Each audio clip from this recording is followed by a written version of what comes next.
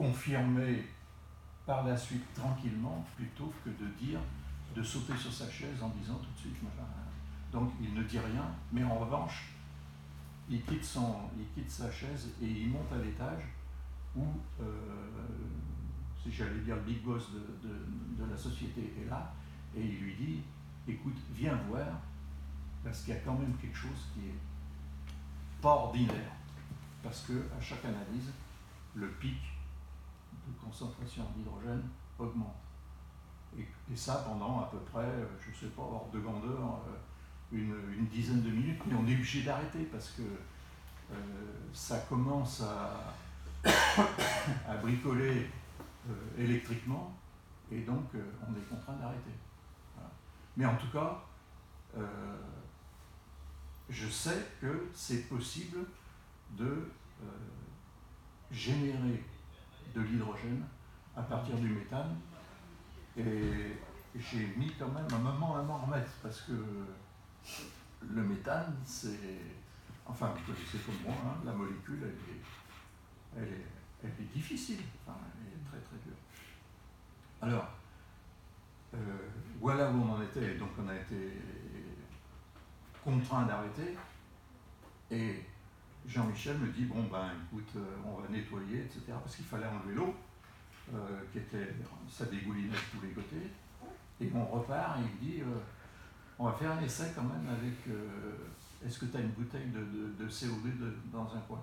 Bien sûr qu'on en a une bouteille de CO2, mais c'est une bouteille étalon, et alors je n'ai plus la composition en tête, mais admettons 50% de CO2, 30% de ça, machin, etc., etc.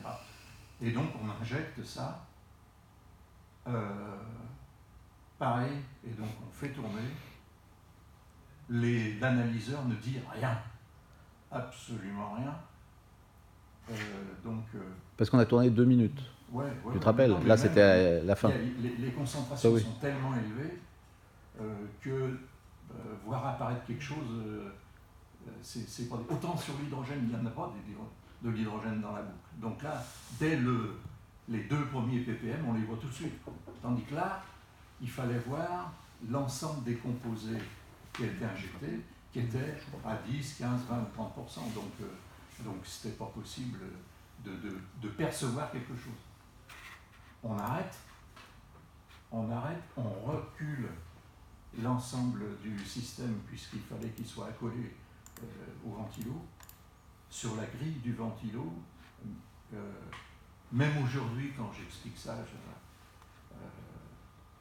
ça me secoue encore.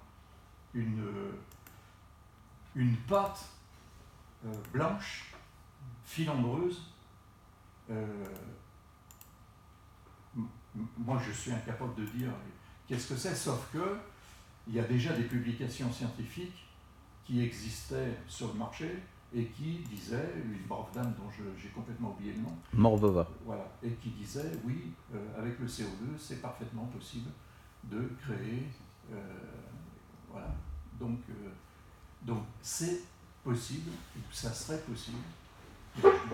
J'aimerais bien pouvoir reprendre ces essais, mais tranquillement et sur une bécane qui tourne et qui peut tourner pendant plusieurs heures et faire des essais, parce que c'est une manière de fabriquer des acides aminés qui n'est pas tout à fait courante, quoi. Voilà. Donc, mais pour ça,